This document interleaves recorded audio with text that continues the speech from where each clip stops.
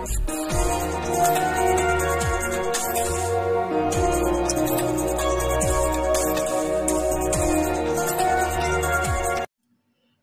अलैकुम। हुरूफ हनफी की नई वीडियो के साथ आज की इस वीडियो में हम आपकी मुलाकात करवाएंगे एक इंतहाई काबिल टैलेंटेड इनकम टैक्स कंसल्टेंट से। और वो एमबीए फ़ाइनेंस भी हैं और उन्होंने एमफिल भी किया है फ़ाइनेंस में, और उन्हें तकरीबन एक डिकेड का जो है उनका एक्सपीरियंस है इनकम टैक्स के हवाले से। तो हमने उनके सामने कुछ सवालात रखे।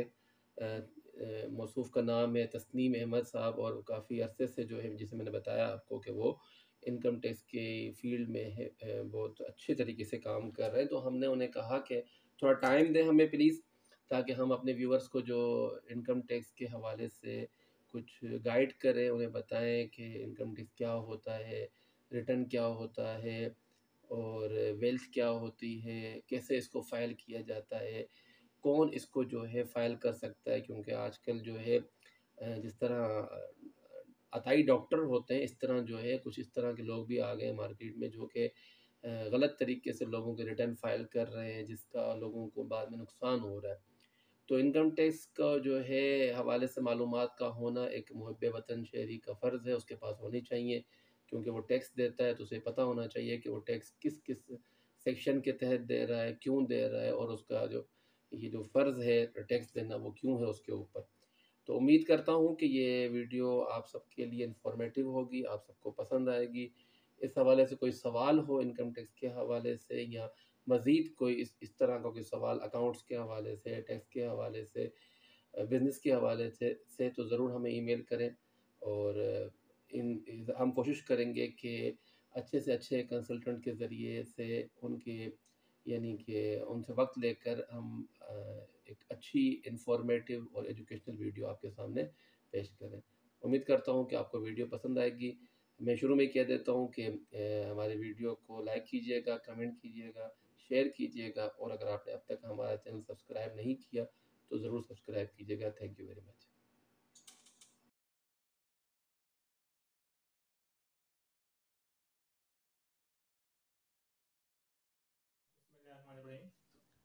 सबसे पहले तो इनकम टैक्स से मुराद क्या है? तो इनकम टैक्स जो है जनाब, ये कि एक मुल्क की हदूद में रहते हुए जो एक मुल्क की गवर्नमेंट होती है, वो अपने मुल्क की शहरी की इनकम के ऊपर या कारोबार की, मतलब एक आम इंसान है या एक कॉरपोरेशन है या एक एओपी है, तो उस इनकम के ऊपर जो टैक्स गवर्नमेंट ऑफ पाकिस्तान या किसी भी मुल्क की गवर्नमेंट इम्पोज करती है, उस टैक्स को हम बोलते हैं इनकम टैक्स। पाकिस्तान में जो गवर्नमेंट है उसने भी हमारे मुल्क के लोगों के ऊपर टैक्स इम्पोज किया हुआ है, और वो हर साल के साल हम उसका रिटर्न सबमिट कराते हैं, तो उस टैक्स को हम बोलते हैं इनकम टैक्स।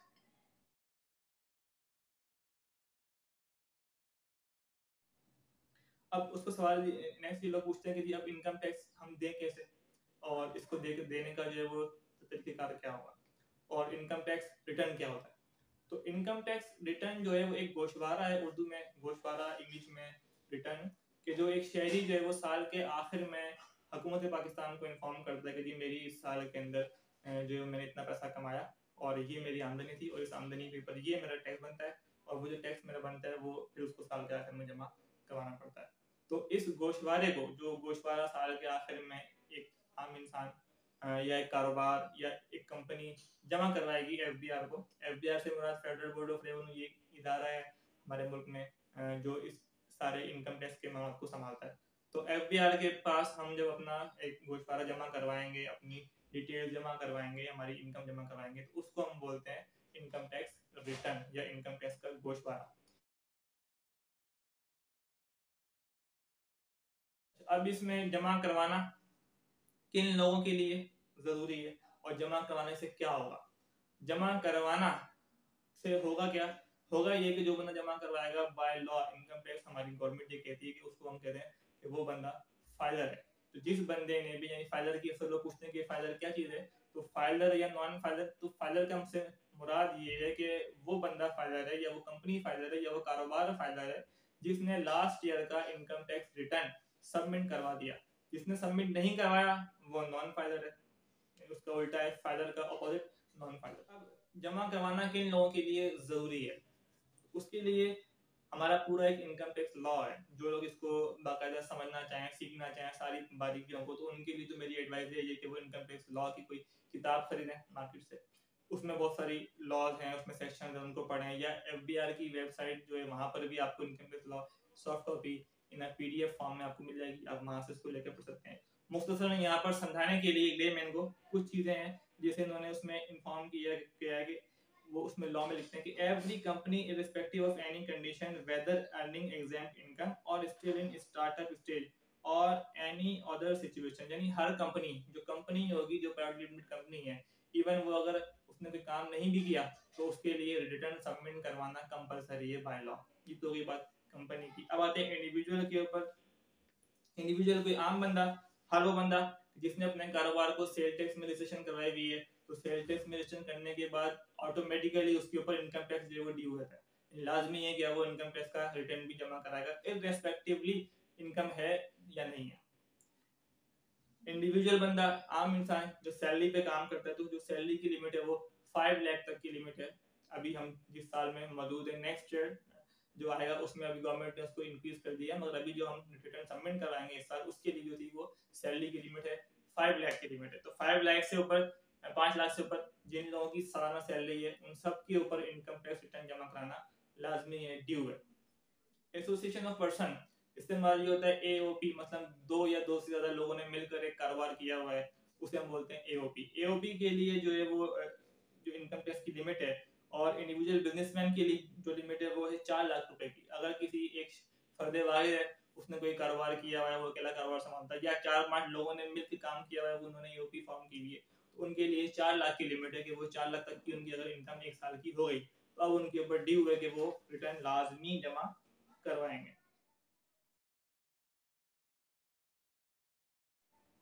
अच्छा, अब इसके में एक चीज ये पूछते हैं कि रिटर्न हम जमा जनाब कैसे करवाएंगे, कहाँ कराएं रिटर्न? क्या हम अपने फॉर्म लेके इनकम लेकर बैंक जाएं, कहाँ जाएं, एफबीआर के ऑफिस जाएं? तो इसके लिए एफबीआर ने, हुकूमत पाकिस्तान की जो ये जो है एक इदारा है, फेडरल बोर्ड ऑफ रेवेन्यू, उसने एक वेबसाइट पे एक पोर्टल बना दिया है। उस पोर्टल के तहत हर वो बंदा जो अपना रिटर्न जमा करवाना चाहे, वो पहले लॉगिन आईडी पासवर्ड इसके तरीकेकार है। आईडी पासवर्ड देने के बाद वो एनटीएन लेगा, एनटीएन से मुराद नेशनल टैक्स नंबर है। उस एनटीएन आने के बाद फिर वो उस एनटीएन के ऊपर अपना रिटर्न ऑनलाइन सबमिट करवाएगा। अब फिजिकल का दौर रहा नहीं है, हर चीज जैसे पूरे वर्ल्ड में ऑनलाइन चीजें हो गई हैं, कंप्यूटराइज दौर है, हर चीज कंप्यूटर पे। ऐसे ही इनकम टैक्स रिटर्न भी जो है वो तमाम के तमाम जो है वो कंप्यूटराइज है। और एफबीआर की जो वेबसाइट है, जिसे हम efbr.com के नाम से, और एक दूसरा एक उनका पोर्टल है IRIS के नाम से, वहां पर जाकर आपको अपनी आईडी पासवर्ड देनी होगी। आईडी पासवर्ड देने के बाद अपने बिजनेस को रजिस्ट्रेशन करानी पड़ेगी, एनटीएन लेना पड़ेगा।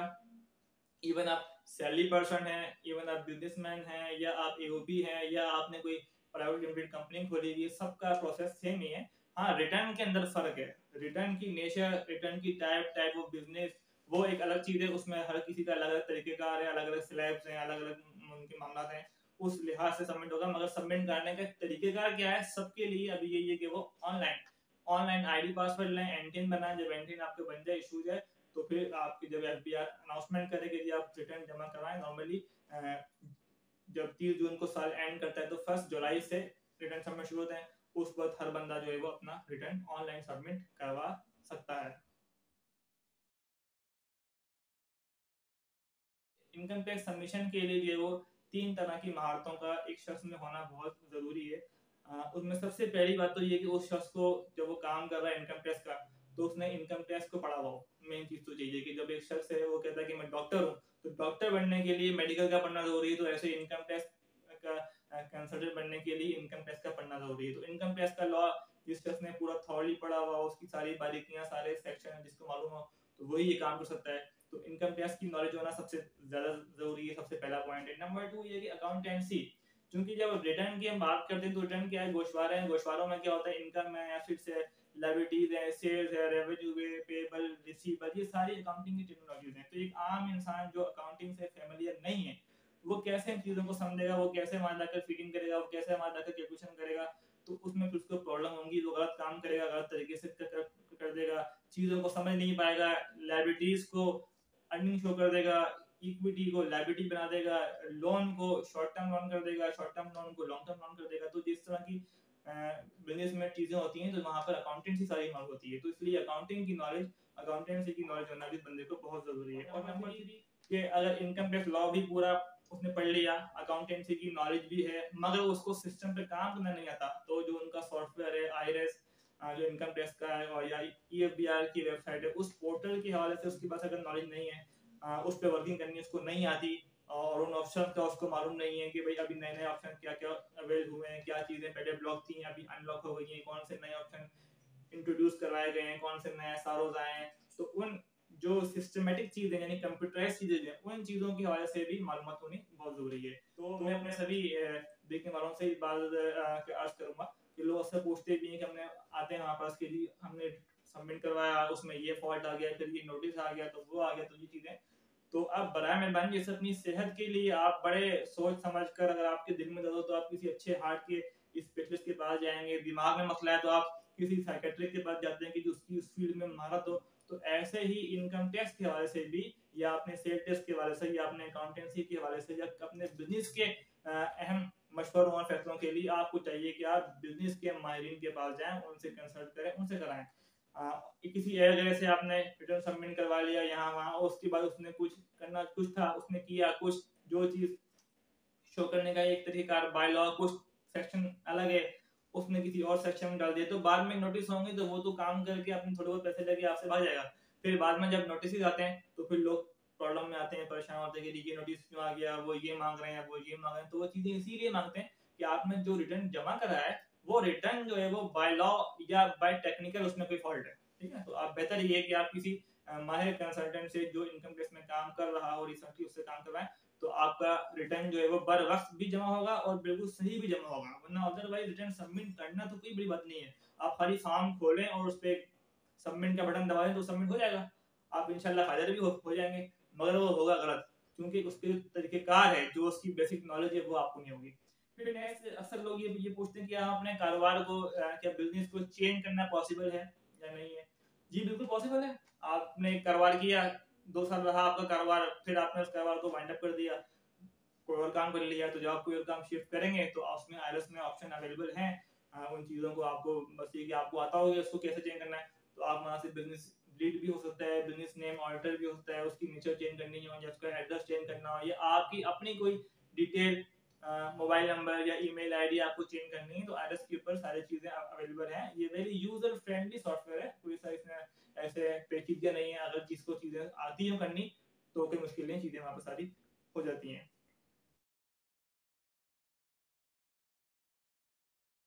अच्छा, एक नेक्स्ट ये क्वेश्चन आता है कि रिटर्न क्या है और वेल्थ क्या है। तो इसको मैं जरा एक ब्रीफली आपको इन्फॉर्म कर दूं कि जब हम रिटर्न सबमिट करते हैं तो रिटर्न जो है वो 2 हिस्सों के ऊपर मुश्तमिल है। जो पहला हिस्सा है वो है आपकी इनकम टैक्स रिटर्न का, और दूसरा पार्ट है वो आपका है आपकी वेल्थ का। तो रिटर्न के अंदर जो इनकम टैक्स रिटर्न है उस हिस्से में जो आपकी 1 साल की आमदनी है, वो आमदनी आएगी, जो पैसे आपने कमाए, जो जो आपने एक्सपेंसेस किए, या अगर आपका कारोबार था तो उस कारोबार में सेल्स क्या हुई, उस सेल्स के ऊपर आपकी कॉस्ट ऑफ गुड्स सोल्ड, आपकी opening inventory, ending inventory, GP, फिर जीपी के बाद आपकी ऑपरेटिंग एक्सपेंसेस, फिर नेट प्रॉफिट, ये सब चीजें आपकी इनकम से मुताबिक ये सारे जो है आपकी रिटर्न में आएंगी। वेल्थ स्टेटमेंट में आपकी पर्सनल आपकी मिल्कियत है, उसमें कोई आपकी जायदाद है, कोई आपकी प्रॉपर्टी है, कोई फ्लैट आपने लिया हुआ है, कोई गाड़ी खरीदी हुई है आपने, बैंक के अंदर आपके अकाउंट है वहां पे अपने बैलेंस सेविंग की हुई है, या आपके घर में कुछ फर्नीचर है, कुछ फिक्सचर्स हैं, ज्वेलरी है आपके पास, तो ये सारी चीजें जो आपकी वेल्थ है ये आपकी वेल्थ स्टेटमेंट के अंदर आएंगी। तो रिटर्न में इनकम भी शो करनी जरूरी है और वेल्थ में आपने अपने एसेट्स भी, जो पर्सनल एसेट्स है वो भी शो करने जरूरी है, उनको भी दिखाना जरूरी है। तो ये दोनों चीजें मिलकर ही आपका कंप्लीट इनकम टैक्स रिटर्न बनेगा। फाइलर और नॉन फाइलर के बेनिफिट्स क्या हैं। एफबीआई ने फाइलर और नॉन फाइलर में अपने मुल्क के अंदर एक इनकम टैक्स रिटर्न का कल्चर इंट्रोड्यूस कराने के लिए और लोगों को इस चीज के लिए जो है वो पाबंद करने के लिए कि वो रिटर्न जमा कराएं, एफबीआई ने कुछ बेनिफिट्स अलाउ किए हुए, बेनिफिट दिए हैं। वो बेनिफिट हर साल चेंज भी होते रहते हैं। जैसे पहले बैंक ट्रांजेक्शन के ऊपर था 2 साल पहले तक, कि 50,000 की जो बैंक ट्रांजेक्शन होगी उसके ऊपर टैक्स आपका डबल कटेगा। अब तो नहीं है सर वो, ऐसे ही अगर आप एयर टिकटिंग करते हैं, बाहर जाते हैं, कहीं से आपकी टिकट लेते हैं, तो उस पर जो इनकम टैक्स है वो अगर आप फाइलर होंगे तो हाफ कटेगा, नॉन फाइलर का डबल होगा। ऐसे ही आप प्रॉपर्टी अपने नाम लेते हैं तो प्रॉपर्टी में 236C और 236W ये दो सेक्शन के तहत आपके टैक्स करते हैं। अगर आप फाइलर हैं तो आपका टैक्स जो है वो हाफ लगेगा, अगर आप नॉन फाइलर हैं तो आपको उसका डबल पे उसमें पे करना पड़ेगा आपको डबल। ऐसी गाड़ी आप कोई खरीदते हैं तो गाड़ी के ऊपर भी सेक्शन 234 है, और इसमें और भी इसके डिफरेंट सेक्शन है, सेल का लगे, परचेज का लगे, ट्रांसफर ऑफ नेम का लगे। तो उन सब पे जहां जहां कहीं भी आसान जुबान में, तो बहुत सारी चीजें जो लोग पढ़ना चाहें, शौकीन है वो लॉ को पढ़ें उसको, मगर आसान जुबान में के बहुत सारे जहां जहां पर भी जिस जिस सेक्शन में भी इनकम टैक्स इन्वॉल्व होता है, अगर बंदा फाइलर है तो उसका फाइलर वाला रेट लगेगा, और अगर वो नॉन फाइलर है तो उसको डबल देना पड़ेगा, या बात सूत्रों में डबल से भी ज्यादा है तो वो आपको देना पड़ेगा। तो बेहतर ये है कि आप अपना इनकम टैक्स गोशवारा अपना रिटर्न जमा कराएं, और जमा करा कर आप फाइलर हो जाएं, और फाइलर होने के बाद फिर आप जो भी ट्रांजेक्शन आपकी नेक्स्ट ईयर होंगी उन सब पे आपका टैक्स जो है वो बहुत कम लगेगा। और दूसरी बात एक अहम जो मेरे ध्यान में है वो ये सुन लें कि जो बहुत सारे हमारे ऐसे भाई हैं जो कि किसी कंपनी में जॉब करते हैं, तो जब वो जिस कंपनी में जॉब करते हैं, अगर वो कंपनी प्रॉपर इनकम टैक्स का वहाँ पर माहौल है और वो इनकम टैक्स को समझते हैं वहाँ के लोग, और वो इनकम टैक्स मैनेज भी करते हैं, तो जब आपकी सैलरी वो आपको देंगे तो मंथली सैलरी में से भी ऑलरेडी आपका हर मंथ इनकम टैक्स, अगर आपकी सैलरी उस स्लैब से क्रॉस कर दी है तो कंपनी आपको टैक्स विथहोल्ड करेगी। जब वो कंपनी आपकी इनकम से आपको टैक्स काट रही है तो आपका तो इनकम टैक्स हर साल आप हर महीने दे रहे हो, तो 12 महीने के बाद आपने पूरे साल का हर महीने इनकम टैक्स आपने कटवा दिया है। जो आप रिटर्न सबमिट करवाएंगे तो उस वक्त आपको टैक्स देना नहीं पड़ेगा। तो जो सैलरी पर्सन लोग हैं उनके लिए तो बहुत जरूरी है कि वो अपना रिटर्न जमा कराएं, क्योंकि उनको टैक्स तो ऑलरेडी डिडक्ट हो रहा है, वो गवर्नमेंट को टैक्स पे कर रहे हैं, मगर उस टैक्स का बेनिफिट उनको नहीं मिल रहा, क्योंकि बेनिफिट जब मिलेगा जब वो फाइलर होंगे, वो नॉन फाइलर है और टैक्स भी उनका हो रहा है विथहोल्ड। तो इसलिए उस नुकसान से बचने के लिए आपको सिर्फ अपना साल के आखिर में एक रिटर्न सबमिट करना है, उसके बाद आप फाइलर हो जाएंगे। ठीक है, नहीं करेंगे तो टैक्स तो फिर भी आपका विथहोल्ड हो गई, वो आपका लॉस है। डॉक्यूमेंट्स कौन होने चाहिए रिटर्न के लिए? डॉक्यूमेंट्स एज सच कोई नहीं चाहिए होते, इसमें सिर्फ आपकी ये डिटेल्स चाहिए होती है। माँ सिवाय ये कि अगर कोई नोटिस आता है तो नोटिस के रिप्लाई में फिर आपको जो कोई अफसर आपसे कोई चीजें पूछते हैं आपकी प्रॉपर्टी के हवाले से, या आपके एक्सपेंसेस मांगते हैं, या आपके विद होल्डिंग के अंदर मॉनिटरिंग आपकी आती है, तो फिर उस हवाले से फिर आपको जो चीजें देनी पड़ेंगी। डॉक्यूमेंट्स के लिए मैं हमेशा लोगों को बोलता हूँ कि डॉक्यूमेंट्स आपके पास होने बहुत जरूरी है, मगर डिपार्टमेंट में सबमिट फिजिकली नहीं भी कराएं तो कोई मसला नहीं है, करवाने जरूरी नहीं होते, सिर्फ हमें इन्फॉर्मेशन चाहिए होती है।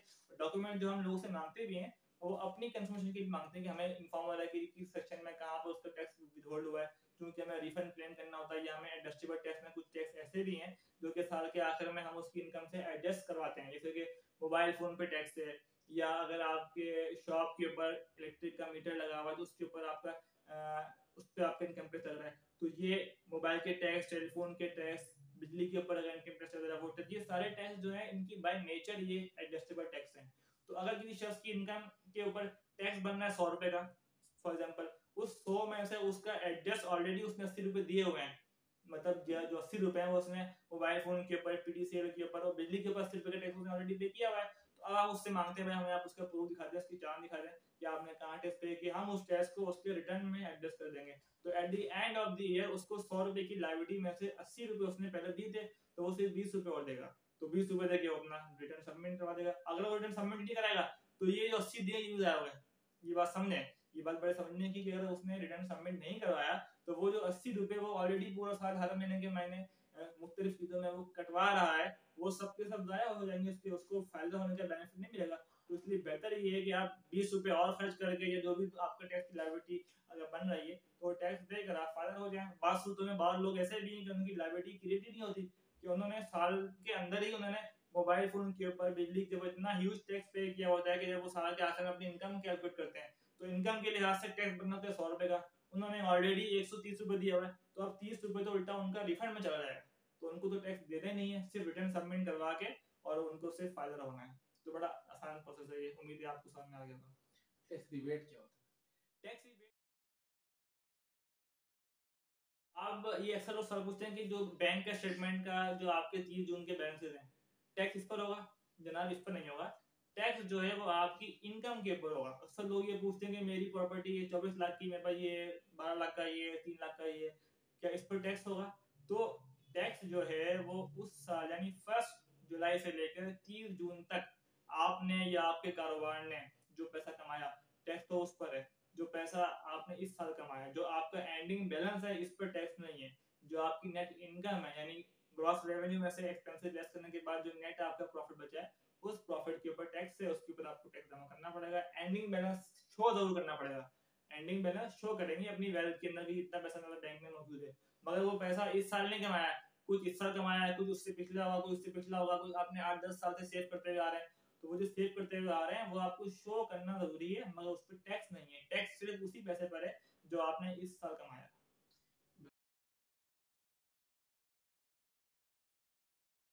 ऑडिट बैटिंग में ये कि एफबीआर जो है वो फेडरल ब्यूरो ऑफ रेवेन्यू हर साल कंप्यूटराइज बैटिंग करता है, कुरानदाजी करता है। उस कुरानदाजी में जिन लोगों के नाम निकलते हैं उन लोगों को नोटिस इशू किए जाते हैं कि आपका ऑडिट है। फिर ऑडिट में आपको अपनी सारी चीजें जो है वो जमा करानी पड़ती हैं, जो चीजें आपसे मांगते हैं। मतलब आपका कारोबार है तो उसकी सेल आप करते हैं तो सेल इनवॉइसेस मांगेंगे, जो बिल्स पे किए हैं आपने बिल मांगेंगे, आपने परचेज कहाँ से की है वो चीजें, जो भी आप एक डॉक्यूमेंटेशन प्रूफ है आपकी इनकम का, वो आपसे अफसर जो आपसे मांगे वो आपको चीजें वहां जमा करनी पड़ेंगी, वो आपका ऑडिट होगा।